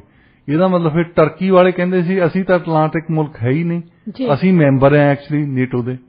ਸੋ ਨੇਟੋ ਲਈ ਬਹੁਤ ਪ੍ਰੋਬਲਮ ਪੰਗੇ ਖੜੇ ਹੁੰਦੇ ਆ, ਪਰ ਜਰਮਨੀ ਵਾਲਿਆਂ ਨੇ ਜ਼ਰੂਰ ਇਹ ਕਿਹਾ, ਉਹਨਾਂ ਨੇ ਆਪਣਾ ਸਟੈਂਡ ਲੈ ਲਿਆ। ਉਹਨਾਂ ਨੇ ਸਟੈਂਡ ਲੈ ਲਿਆ ਵੀ ਬਸ ਕਰੋ ਹੁਣ, ਸਾਨੂੰ ਧੱਕੇ ਨਾ ਜਾਓ, ਏਦਾਂ ਨਾ ਹੋਵੇ ਚੂਹਾ ਮਗਰ ਲੱਗ ਜਾਵੇ ਤੁਹਾਡੇ। ਕਿਸੇ ਕੋਈ ਹੱਦ ਹੁੰਦੀ ਆ, ਅਸੀਂ ਕਰ ਦਿੱਤਾ ਤੁਹਾਡੇ ਕਹੇ ਤੇ, ਤੁਹਾਨੂੰ ਗੈਸ ਤੇ ਆਇਲ ਜਿਹੜੇ ਸੈਂਕਸ਼ਨ ਲਾਏ ਆ ਫਾਇਦਾ ਤੁਹਾਨੂੰ ਹੋਣਾ ਆ, ਜਿਹੜੇ ਤੁਸੀਂ ਇਕਨੋਮਿਕ ਸੈਂਕਸ਼ਨ ਲਾਏ ਉਹਨਾਂ ਦੀਆਂ ਬੈਂਕਾਂ ਦੇ ਅਕਾਊਂਟ ਬੰਦ ਕਰੇ ਉਹਦਾ ਫਾਇਦਾ ਤੁਹਾਨੂੰ ਹੋਣਾ ਹੈ। ਤੇ ਜਿਹੜੇ ਹੁਣ ਅਖੀਰ ਦੇ ਵਿੱਚ ਜੇ ਤੁਸੀਂ ਇਹ ਵੀ ਚਾਹੁੰਦੇ ਕਿ ਅਸੀਂ ਨੇਟੋ ਮੈਂਬਰਸ ਆ, ਇਹ ਅਸੀਂ ਜਾ ਕੇ ਸੋਲਜਰ ਵੀ ਉੱਥੇ ਭੇਜੀਏ, ਕਿਤੇ ਨਾ ਕਿਤੇ ਲక్ష్మణ ਰੇਖਾ ਹੋਣੀ ਚਾਹੀਦੀ ਹੈ ਨਾ। ਤੇ ਉਹਨਾਂ ਨੇ ਲక్ష్మణ ਰੇਖਾ ਇੱਥੇ ਡਰਾ ਕਰਤੀ ਹੈ ਕਿ ਅਸੀਂ ਇੱਕ ਵੀ ਸੋਲਜਰ ਜਿਹੜਾ ਆ ਕਿਸੇ ਵੀ ਨੇਟੋ ਕੰਟਰੀ ਦਾ ਯੂਕਰੇਨ ਦੇ ਵਿੱਚ ਨਹੀਂ ਜਾਣਾ ਚਾਹੀਦਾ। ਇਹਦਾ ਮਤਲਬ ਸਿੱਧੀ ਲੜਾਈ ਸਾਡੀ ਜਿਹੜੀ ਹੈ ਰਸ਼ੀਆ ਨਾਲ ਲੱਗਣੀ ਹੈ, ਜਿਹੜੀ ਅਸੀਂ ਨਹੀਂ ਚਾਹੁੰਦੇ। ਇਸ ਸਮੇਂ ਤੁਸੀਂ ਸੁਣ ਰਹੇ ਹੋ ਰੇਡੀਓ ਇੰਡੀਆ KRPA 1110 AM, ਤੁਹਾਡਾ ਆਪਣਾ ਰੇਡੀਓ ਸਟੇਸ਼ਨ। US ਤੇ ਕੈਨੇਡਾ ਵਿੱਚ ਸਾਡੇ ਪ੍ਰੋਗਰਾਮ ਤੁਸੀਂ ਸੁਣ ਸਕਦੇ ਹੋ 1110 AM ਤੇ ਦੁਨੀਆ ਭਰ ਚ ਪ੍ਰੋਗਰਾਮ ਸੁਣਨ ਲਈ ਵਿਜ਼ਿਟ ਕਰੋ ਸਾਡੀ ਵੈਬਸਾਈਟ radioindia.ca। ਸਟੂਡੀਓ ਦਾ ਨੰਬਰ ਹੈ 6045929191 6045929191। ਡਾਕਟਰ ਸਾਹਿਬ, ਹੁਣ ਗੱਲ ਕਰਦੇ ਹਾਂ ਆਪਾਂ ਯਮਨ ਦੇ ਵਿੱਚ ਜਿਹੜੀ ਐਮਰਜੈਂਸੀ ਵਰਗੀ ਸਿਚੁਏਸ਼ਨ ਬਣੀ ਹੋਈ ਆ। ਸੰਯੁਕਤ ਰਾਸ਼ਟਰ ਨੇ ਵੀ ਕਿਹਾ ਦੁਨੀਆ ਨੂੰ ਕਿ ਉਹਨਾਂ ਨੂੰ 19 ਮਿਲੀਅਨ ਤੋਂ ਵੀ ਜ਼ਿਆਦਾ ਭੁੱਖੇ ਯਮਨੀਆਂ ਬਾਰੇ ਵੀ ਸੋਚਣਾ ਚਾਹੀਦਾ, ਕਿਉਂਕਿ ਦੁਨੀਆ ਦਾ ਸਾਰਾ ਧਿਆਨ ਯੂਕਰੇਨ ਤੇ ਰੂਸ ਦੇ ਯੁੱਧ ਤੇ ਹੀ ਕੇਂਦਰਿਤ ਹੈਗਾ। ਇਹ ਸਾਰੀ ਜਿਹੜੀ ਐਮਰਜੈਂਸੀ ਵਰਗੀ ਸਿਚੁਏਸ਼ਨ ਯਮਨ ਦੇ ਵਿੱਚ ਬਣੀ ਹੋਈ ਹੈ, ਇਹਦੇ ਬਾਰੇ ਤੁਸੀਂ ਕੀ ਸੋਚਦੇ ਹੋ? ਦੇਖੋ ਜੀ, ਇਹ ਵੀ ਗੱਲ ਹੋਈ ਹੈ ਨਾ ਕਿ ਤਕੜੇ ਉਹ ਕਰਦੇ ਆ ਜਿਹੜੇ ਉਹ ਕਰ ਸਕਦੇ ਆ, ਮਾੜੇ ਉਹਨੂੰ ਵਿਚਾਰੇ ਉਹ ਸਹਿੰਦੇ ਜਿਹੜੇ ਉਹਨਾਂ ਨੂੰ ਸਹਿਣਾ ਹੀ ਪੈਂਦਾ, ਉਹਨਾਂ ਕੋਲ ਆਪਸ਼ਨ ਨਹੀਂ ਹੁੰਦੀ। ਯਮਨ ਦੇ ਵਿੱਚ 30 ਮਿਲੀਅਨ ਲੋਕ ਰਹਿੰਦੇ ਆ ਜੀ, ਉਹਨਾਂ ਦੀ ਕੋਈ ਨਹੀਂ ਪੁੱਛਦਾ ਵਿਚਾਰਿਆਂ ਦੀ। ਅੱਜ ਤੋਂ ਕੋਈ 7 ਸਾਲ ਪਹਿਲਾਂ ਸਾਊਦੀ ਅਰੇਬੀਆ ਨੇ ਯਮਨ ਦੇ ਵਿੱਚ ਸਿਵਲ ਵਾਰ ਇੱਕ ਕਿਸਮ ਦੀ ਲੱਗੀ ਸੀ ਤੇ ਆਪਣੇ ਜਿਹੜੇ ਇੱਕ ਹਿੱਸਾ ਉੱਥੇ ਸਿਵਲ ਵਾਰ ਦਾ ਜਿਹੜਾ ਸਾਊਦੀ ਅਰੇਬੀਆ ਨੇ ਲਵਾਇਆ ਆ, ਜਿਹੜੇ ਬੰਦਿਆਂ ਦੀ ਇਹ ਸਪੋਰਟ ਕਰਦੇ, ਤਾਂ ਉਹਨਾਂ ਦੇ ਪਿੱਛੇ ਫਿਰ ਅਮਰੀਕਾ ਵਾਲੇ ਆ, UK ਵਾਲੇ ਆ, ਫਰਾਂਸ ਵਾਲੇ ਆ, ਉਹ ਮੁਲਕ ਜਿਹੜੇ ਕਿ ਸਾਊਦੀ ਅਰੇਬੀਆ ਦੇ ਨਾਲ ਖੜੇ ਆ। ਇਹਨਾਂ ਨੇ ਇੱਕ ਇਨਵੈਸਟੀਗੇਸ਼ਨ ਕੀਤੀ ਆ कि पिछले 7 सालां दे विच कोई 3,80,000 बंदा मार दिता है यमन दे विच। वो भी तो इंसान है ना जी। हुण देखियो तुसीं जे जस्टिन ट्रूडो की गल सुनते हैं, सिर्फ तो सिर्फ बंदे यूक्रेन दे विच ही मरे। यूक्रेन की सरकार ने कल आंकड़े दिते हैं, वो कहते कि 2870 बंदे मरे लड़ाई दे विच। चलो बंदा तो एक ही मरिया ज्यादा हुंदा, जिहदे परिवार का बंदा चला गया उसले तो मतलब कायाकल्प हो गई उसले तो जी।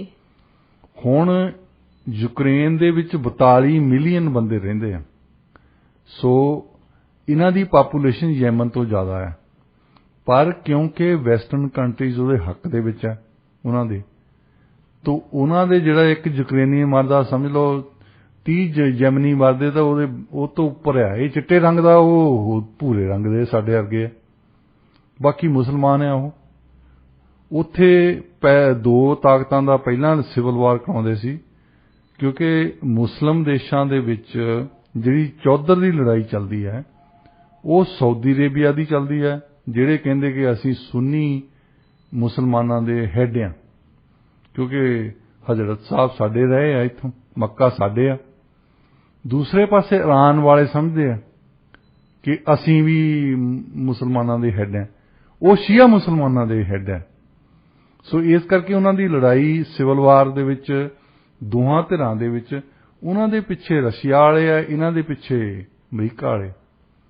सो उस लड़ाई दा एक UN ने इन्वेस्टिगेशन टीम, क्योंकि UN भी तो एक नहीं है ना, 193 मुल्क है उत्थे। हाँ जी। 193 मुल्कां चों कोई इधर नूं धक्कण दिया है, कोई इधर नूं धक्कण दिया है, कोई उहदे खिलाफ है, कोई उहदे खिलाफ है।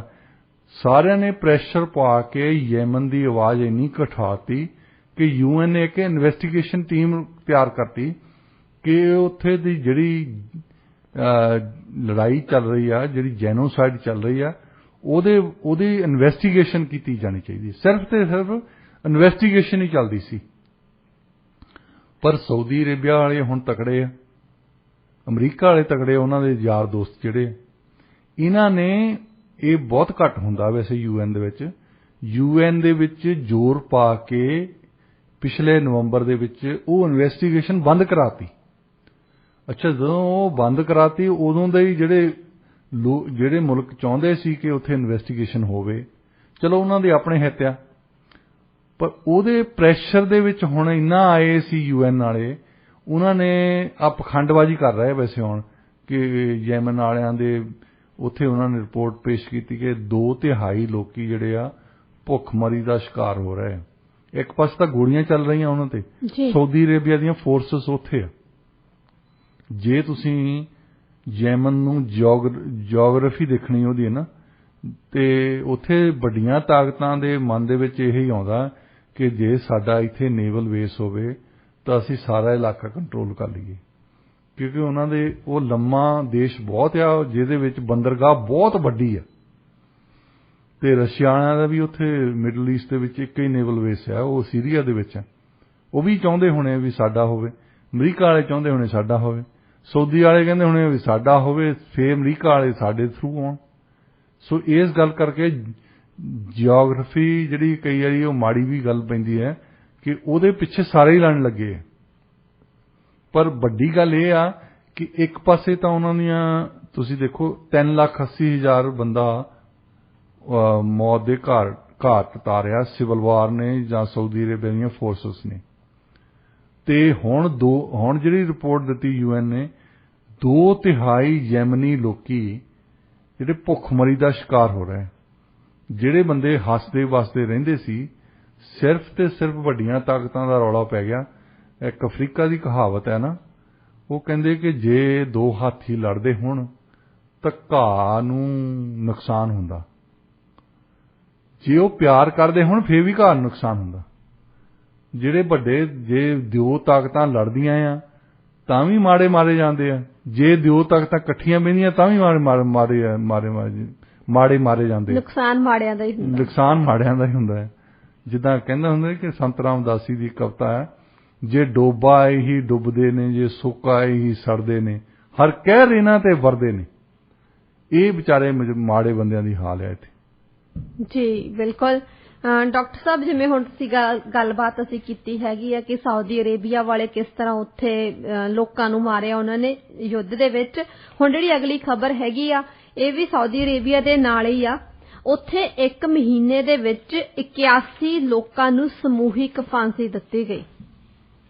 ਦੇਖੋ ਅਜੇ ਤੱਕ ਜਿਹੜੀ ਸਜ਼ਾਏ ਮੌਤ ਆ ਬਹੁਤ ਦੇਸ਼ਾਂ ਦੇ ਵਿੱਚ ਹੈ, ਔਰ ਇਤਿਹਾਸ ਦੇ ਵਿੱਚ ਸਾਊਦੀ ਅਰੇਬੀਆ ਦੇ ਆਪਣੇ ਇਤਿਹਾਸ ਦੇ ਵਿੱਚ ਹੀ ਇੱਕ ਵਾਰ 1979 ਦੇ ਵਿੱਚ ਜਦੋਂ ਇਰਾਨ ਦਾ ਰੈਵੋਲੂਸ਼ਨ ਆਇਆ ਸੀ ਨਾ, ਉਸ ਵੇਲੇ ਕੁਝ ਜਿਨ੍ਹਾਂ ਨੂੰ ਫੰਡਾਮੈਂਟਲਿਸਟ ਕਹਿੰਦੇ ਆ, ਉਹਨਾਂ ਨੇ ਗ੍ਰੈਂਡ ਮੌਸਕ ਨੂੰ ਆਕੂਪਾਈ ਕਰ ਲਿਆ ਸੀ।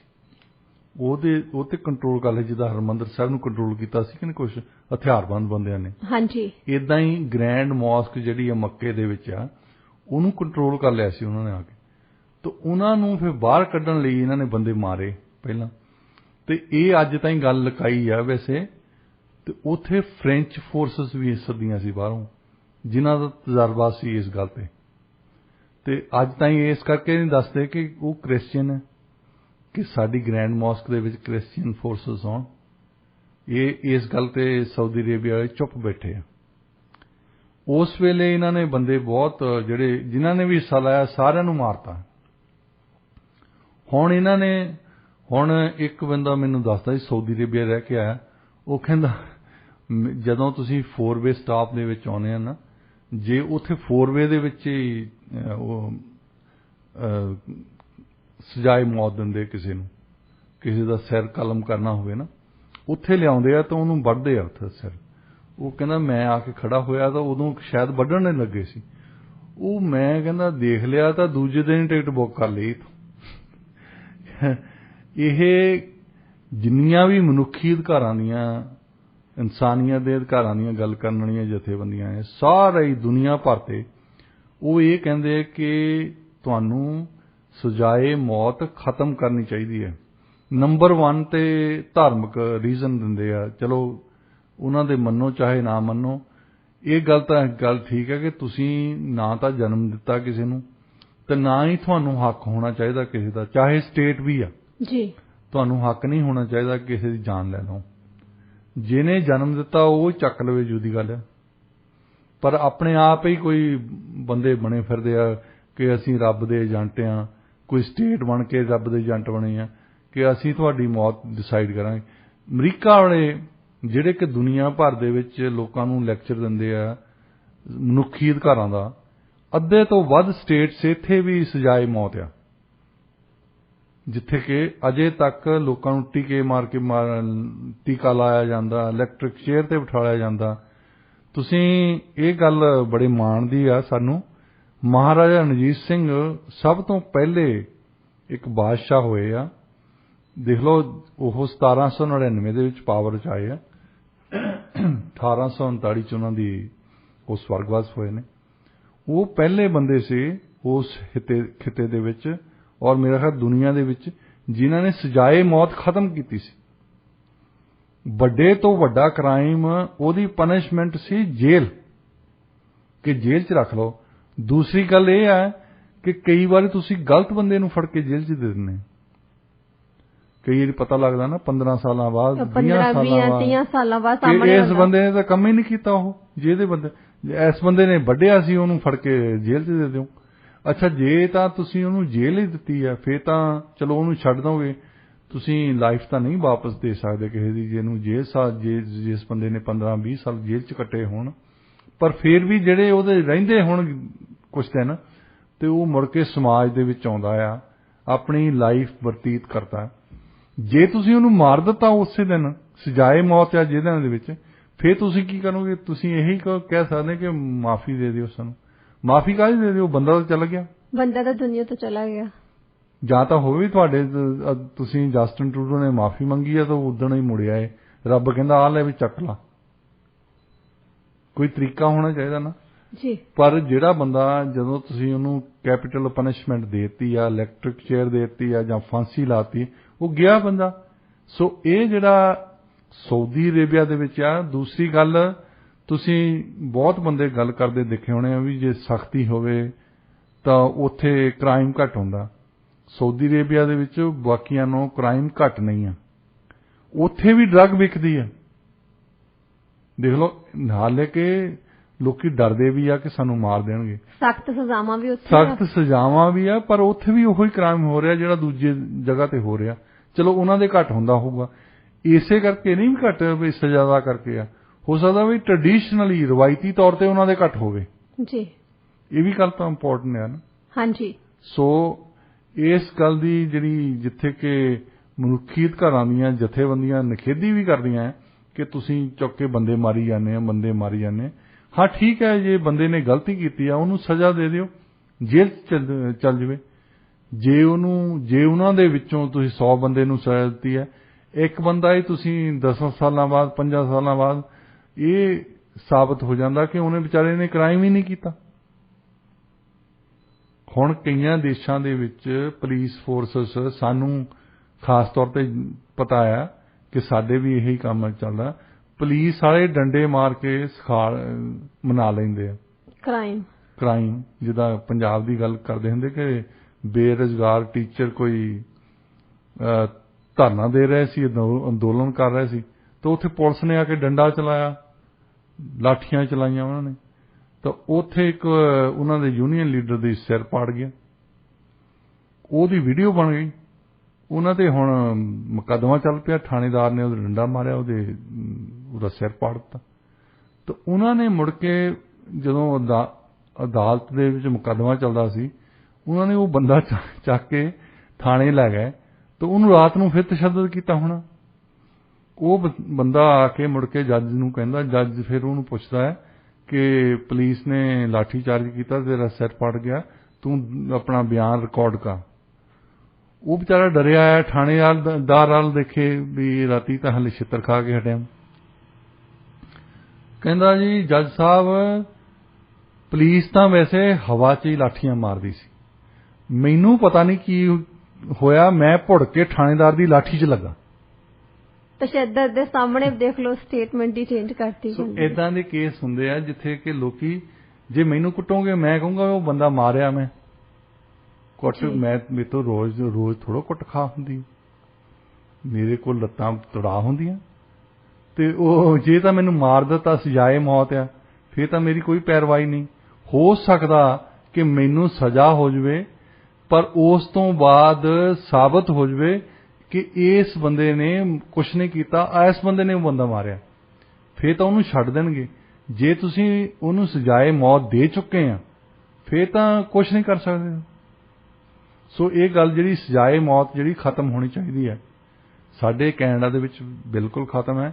ਔਰ ਕੈਨੇਡਾ ਥੋੜ੍ਹੀ ਜਿਹੇ ਦੇਸ਼ਾਂ ਦੇ ਵਿੱਚੋਂ ਇੱਕ ਉਹ ਦੇਸ਼ ਆ ਜਿਨ੍ਹਾਂ ਨੇ ਮਿਲਟਰੀ ਦੇ ਵਿੱਚ, ਵੈਸੇ ਨਾਰਮਲੀ ਪਹਿਲਾਂ ਸਾਡੇ ਮਿਲਟਰੀ 'ਚ ਵੀ ਪਹਿਲਾਂ ਸਿਵਿਲੀਅਨਸ ਨੂੰ ਵੈਸੇ ਖਤਮ ਕੀਤੀ ਸੀ, ਮਿਲਟਰੀ ਦੇ ਵਿੱਚ ਉਹ ਕਰ ਨਹੀਂ ਸੀ ਦਿੰਦੇ। ਜਨਰਲ ਉਹ ਕਹਿੰਦੇ ਸੀ ਕਿ ਜੇ ਸਜ਼ਾਏ ਮੌਤ ਖਤਮ ਕਰ ਦਿੱਤੀ ਹੈ ਤਾਂ ਇਹਨਾਂ ਨੇ ਤਾਂ ਲੜਨਾ ਹੀ ਨਹੀਂ ਉੱਥੇ। ਜੇ ਹੁਣ ਜੇ ਡਰਦਾ ਆ ਸੋਲਜਰ ਕਿਸੇ ਤੋਂ, ਜਦੋਂ ਲੜਾਈ ਹੁੰਦੀ ਆ ਉਹਨੂੰ ਆਫੀਸਰ ਕਹਿੰਦਾ ਜਾ ਕੇ ਸ਼ੂਟ ਕਰ, ਉੱਥੇ ਖੜ੍ਹ ਜਾ।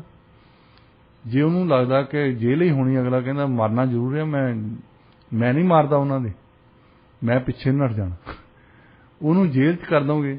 ਇਹ ਕੈਨੇਡਾ ਦੀ ਮਿਲਟਰੀ ਹੈ ਜਿਨ੍ਹਾਂ ਨੂੰ ਲੜਾਈ ਨਹੀਂ ਹੁਣ ਕਰਨੀ ਪੈਂਦੀ। ਵੈਸੇ ਇਹਨਾਂ ਨੇ ਕੈਪੀਟਲ ਪਨਿਸ਼ਮੈਂਟ ਕੈਨੇਡਾ ਦੀ ਮਿਲਟਰੀ 'ਚੋਂ ਵੀ ਖਤਮ ਕਰ ਦਿੱਤੀ ਹੈ। ਪਰ ਦੁਨੀਆ ਭਰ ਦੇ ਵਿੱਚ ਜਿਨ੍ਹਾਂ ਦੇਸ਼ਾਂ ਦੇ ਵਿੱਚ ਵੈਸੇ ਸਜ਼ਾਏ ਮੌਤ ਨਹੀਂ ਹੈ, ਪਰ ਉਹਨਾਂ ਦੀ ਮਿਲਟਰੀ ਦੇ ਵਿੱਚ ਹੈ, ਕਿਉਂਕਿ ਮਿਲਟਰੀ ਦੇ ਜਿਹੜੇ ਜਰਨੈਲ ਹੈ ਉਹ ਇਹ, ਉਹਨਾਂ ਨੂੰ ਪਤਾ ਹੈ ਕਿ ਕਿਸੇ ਬੰਦੇ ਨੇ ਜੇ ਸਾਡੇ ਕਹੇ ਤੇ ਲੜਦਾ ਆ, ਉਹ ਡਰਦਾ ਵੀ ਆ ਕਿ ਜੇ ਨਾ ਲੜੂੰਗਾ, ਜੇ ਨਾ ਗੋਲੀ ਮਾਰੂੰਗਾ ਤਾਂ ਫੇਰ ਮੈਨੂੰ ਮਾਰਨਗੇ। ਸੋ ਇਹ capital punishment normally civilian life ਦੇ ਵਿੱਚੋਂ ਜਿਹੜੀ ਆ ਉਹ ਮਨੁੱਖੀ ਅਧਿਕਾਰਾਂ ਦੀਆਂ ਜਥੇਬੰਦੀਆਂ, ਯੂਨਾਈਟਿਡ ਨੇਸ਼ਨਸ ਅਪੀਲ ਕਰਦੀ ਹੈ ਕਿ ਅਸੀਂ ਮਹਾਰਾਜਾ ਰਣਜੀਤ ਸਿੰਘ ਵੱਲ ਦੇਖਦੇ ਹਾਂ, ਉਹਨਾਂ ਨੇ ਵੀ ਇਹੀ ਗੱਲ ਕਹੀ ਹੈ। ਉਹ ਕਹਿੰਦੇ ਵੀ ਜਿਹੜੇ ਅਕਾਲ ਪੁਰਖ ਨੇ ਬੰਦਿਆਂ ਨੂੰ ਪੈਦਾ ਕੀਤਾ ਹੈ ਉਹ ਆਪੇ ਹੀ ਲੈ ਜਾਊਗਾ, ਤੁਹਾਨੂੰ ਏਜੰਟ ਬਣਨ ਦੀ ਕੋਈ ਲੋੜ ਨਹੀਂ, ਮੈਂ ਬਾਦਸ਼ਾਹ ਹਾਂ, ਮੈਨੂੰ ਕੋਈ ਹੱਕ ਨਹੀਂ। ਇਹ ਬੜੀ ਵੱਡੀ ਗੱਲ ਹੈ, ਸਾਡੇ ਜੀ। ਬੱਚਿਆਂ ਨੂੰ ਵੀ ਦੱਸਣ ਆਈ ਕਿ ਤੁਹਾਡਾ ਇੱਕ ਬਾਦਸ਼ਾਹ ਹੋਇਆ ਪੰਜਾਬ ਦੇ ਵਿੱਚ ਜਿਹਦੀਆਂ ਬਹੁਤ ਗੱਲਾਂ ਆ ਜਿਹੜੀਆਂ ਐਗਜ਼ਾਮਪਲ ਦਿੱਤੀਆਂ ਜਾ ਸਕਦੀਆਂ। ਉਹਨਾਂ ਦੇ ਵਿੱਚੋਂ ਇੱਕ ਐਗਜ਼ਾਮਪਲ ਇਹ ਦਿੱਤੀ ਜਾ ਸਕਦੀ ਕਿ ਉਸ ਬੰਦੇ ਨੇ ਦੇਖੋ ਕਿਹੜੇ ਵੇਲੇ 19ਵੀਂ ਸਦੀ ਦੇ ਵਿੱਚ ਸ਼ੁਰੂ ਦੇ ਵਿੱਚ ਕੈਪੀਟਲ ਪਨਿਸ਼ਮੈਂਟ ਖਤਮ ਕਰ ਦਿੱਤੀ। ਜੀ ਬਿਲਕੁਲ, ਕੈਪੀਟਲ ਪਨਿਸ਼ਮੈਂਟ ਵੈਸੇ ਵੀ ਖਤਮ ਹੀ ਹੋਣੀ ਚਾਹੀਦੀ, ਕਿਉਂਕਿ ਆਪਾਂ ਬਹੁਤ ਸਾਰੀਆਂ ਨਿਊਜ਼ ਕਈ ਵਾਰੀ ਦੇਖਦੇ ਆ ਨਾ, ਕਿਸੇ ਕੇਸ ਦੇ ਵਿੱਚ ਕਿਸੇ ਬੰਦੇ ਨੂੰ ਜਦੋਂ ਫਾਂਸੀ ਹੋ ਜਾਂਦੀ ਹੈ ਉਸ ਤੋਂ ਬਾਅਦ ਫਿਰ ਉਹ ਸਾਹਮਣੇ ਆਉਂਦਾ ਕਿ ਉਹ ਤਾਂ ਬੇਗੁਨਾਹ ਸੀਗਾ, ਉਹਦਾ ਕੋਈ ਗੁਨਾਹ ਨਹੀਂ ਸੀ। ਉਸ ਤੋਂ ਬਾਅਦ ਫਿਰ ਉਹਨਾਂ ਦੇ ਘਰ ਦੇ ਜਿਹੜੇ ਹੁੰਦੇ ਆ ਉਹਨਾਂ ਦਾ ਜਿਹੜਾ ਹੁੰਦਾ ਕਿ ਮਨ ਦੇ ਵਿੱਚ ਕਿੰਨੇ ਸਾਰੇ ਸਵਾਲ ਹੁੰਦੇ ਆ, ਪਰ ਮਾਫੀ ਮੰਗ ਕੇ ਕੋਈ ਵੀ ਕਿਸੇ ਨੂੰ ਤੁਸੀਂ ਵਾਪਸ ਤਾਂ ਲੈ ਕੇ ਆ ਨਹੀਂ ਸਕਦੇ ਹੈਗੇ ਜੀ। ਇਸ ਸਮੇਂ ਤੁਸੀਂ ਸੁਣ ਰਹੇ ਹੋ radio India KRPA 1110 AM। Doctor ਸਾਹਿਬ ਹੁਣ ਰੁਕ ਕਰਦੇ ਅਗਲੀ ਖਬਰ ਵੱਲ, ਜਿਸ ਦਾ ਸਬੰਧ ਵਾਸ਼ਿੰਗਟਨ ਸਟੇਟ ਦੇ ਨਾਲ ਹੈ। ਜੋ ਕੈਨੇਡੀ ਦਾ ਜਿਹੜਾ ਕੇਸ ਸੀ 2015 ਵਿੱਚ ਕਾਫੀ ਜ਼ਿਆਦਾ ਸੁਰਖੀਆਂ ਦੇ ਵਿੱਚ ਰਿਹਾ ਸੀ, ਤੇ ਉਸ ਕੇਸ ਦੇ ਵਿੱਚ ਹੁਣ ਜਿਹੜਾ ਓਰਲ ਆਰਗੂਮੈਂਟ ਆਉਣ ਵਾਲੇ ਹਫ਼ਤਿਆਂ ਦੇ ਵਿੱਚ ਸ਼ੁਰੂ ਹੋਣ ਜਾ ਰਿਹਾ। ਆਪਣੇ ਸਰੋਤਿਆਂ ਨੂੰ ਸਭ ਤੋਂ ਪਹਿਲਾਂ ਤਾਂ ਇਸ ਕੇਸ ਬਾਰੇ ਦੱਸੋ ਕਿ ਕੇਸ ਹੈ ਕੀ ਸੀ। ਇਹ ਸਾਡੇ ਜਿਹੜੇ ਵਾਸ਼ਿੰਗਟਨ ਸਟੇਟ ਦੇ ਵਿੱਚ ਬ੍ਰੈਮਰਟਨ ਹਾਈ ਸਕੂਲ ਫੁੱਟਬਾਲ ਟੀਮ ਦਾ ਕੇਸ ਹੈ। ਉੱਥੇ ਇੱਕ ਇੰਟਰਸਟਿੰਗ ਗੱਲ ਹੋਈ ਕਿ ਫੁੱਟਬਾਲ ਦੇ ਵਿੱਚ ਖਿਡਾਰੀ ਸੀ ਟੀਮ ਦੇ ਵਿੱਚ, ਜਦੋਂ ਉਹ ਖਤਮ ਕਰਕੇ ਹਟਦੇ ਸੀ ਨਾ, ਗੇਮ ਖਤਮ ਕਰਦੇ ਸੀ ਜਾਂ ਸ਼ੁਰੂ ਕਰਦੇ ਸੀ, ਤਾਂ ਉਹ ਅਰਦਾਸ ਕਰਦਾ ਹੁੰਦਾ ਸੀ ਰੱਬ ਨੂੰ, ਜਿੱਦਾਂ ਪ੍ਰੇਅਰ ਕਰਦੇ ਅਸੀਂ ਕਹਿੰਦੇ ਹਾਂ। ਤੇ ਉਹਨੂੰ ਕੋਚ ਨੇ ਮਨਾ ਕੀਤਾ ਇਸ ਗੱਲ ਤੋਂ। ਇਹ ਕੋਚ ਨੇ ਮਨਾ ਕੀਤਾ ਤਾਂ ਕੋਚ ਨੂੰ ਕੰਮ ਤੋਂ ਹਟਾਤਾ।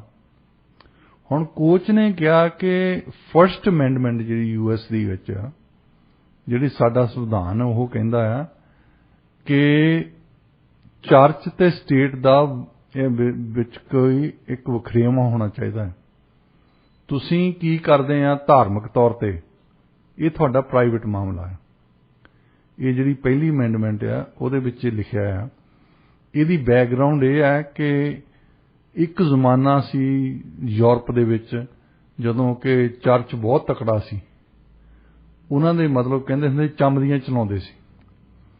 150 ਦਿਨ 365 ਦਿਨਾਂ ਚੋਂ ਇਹਨਾਂ ਨੇ ਉਹ ਦਿਨ ਡਿਕਲੇਅਰ ਕੀਤੇ ਸੀ ਚਰਚ ਵਾਲਿਆਂ ਨੇ ਕਿ ਤੁਸੀਂ ਮੀਟ ਨਹੀਂ ਖਾ ਸਕਦੇ। ਹੁਣ ਉਹਦੇ ਨਾਲ ਕੈਨੇਡਾ ਦੀ ਹਿਸਟਰੀ ਵੀ ਜੁੜੀ ਹੈ।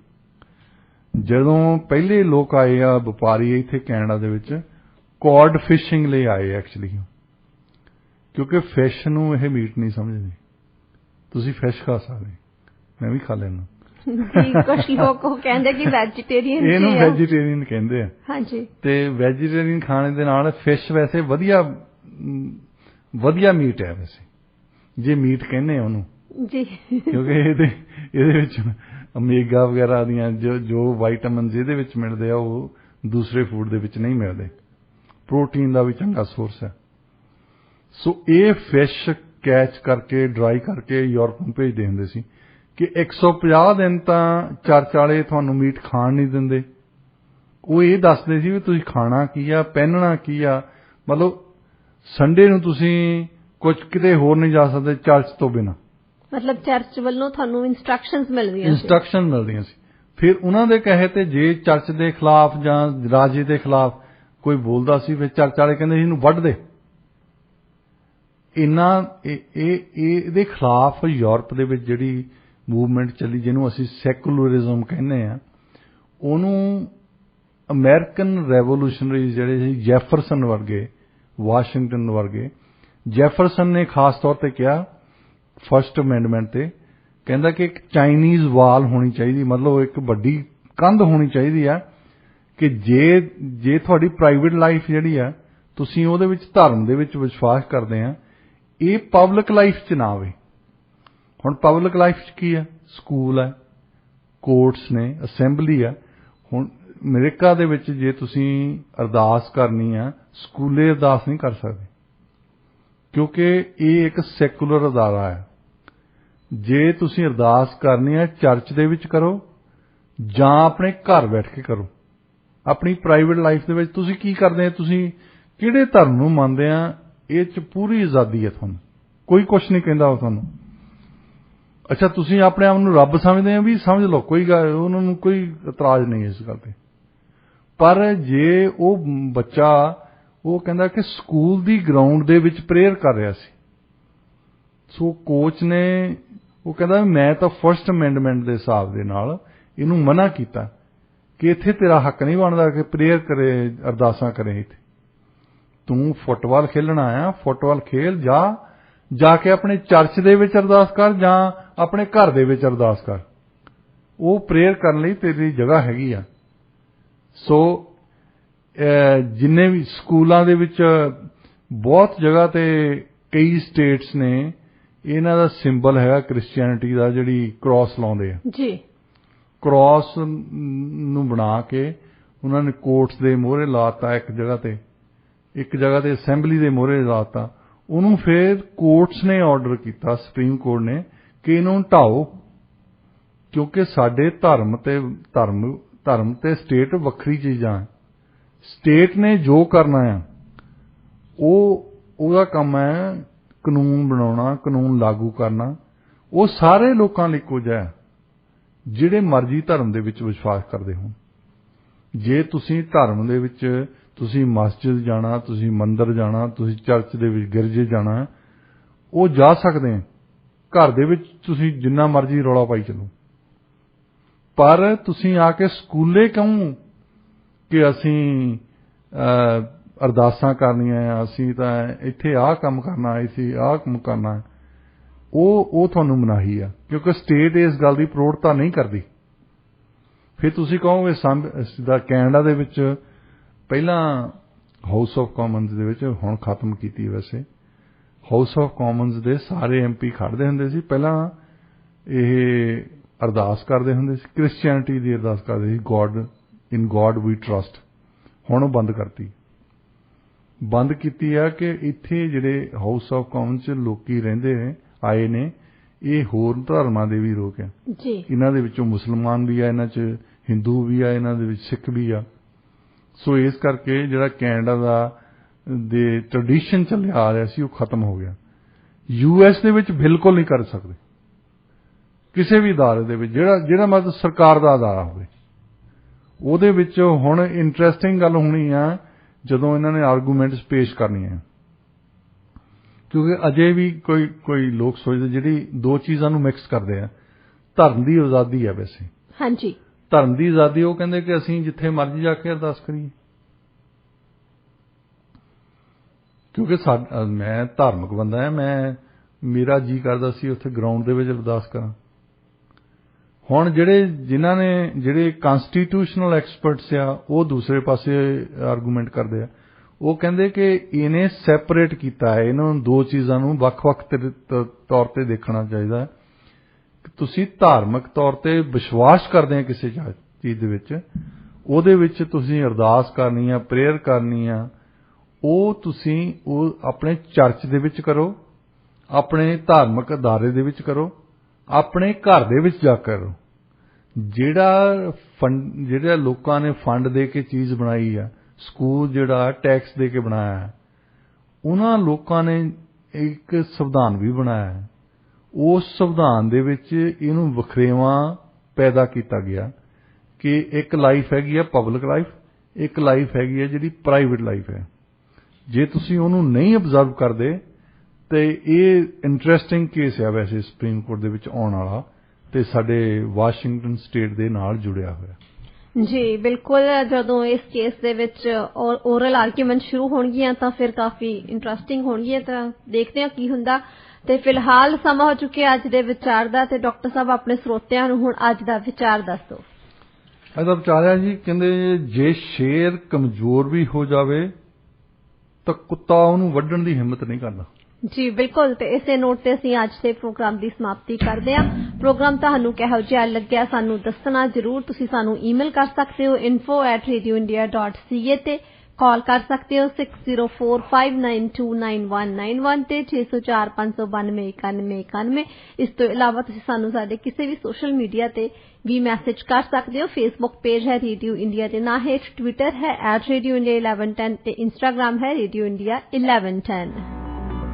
ਪ੍ਰੋਗਰਾਮ ਦੇ ਵਿੱਚ ਸਾਥ ਦੇਣ ਲਈ ਬਹੁਤ ਬਹੁਤ ਸ਼ੁਕਰੀਆ।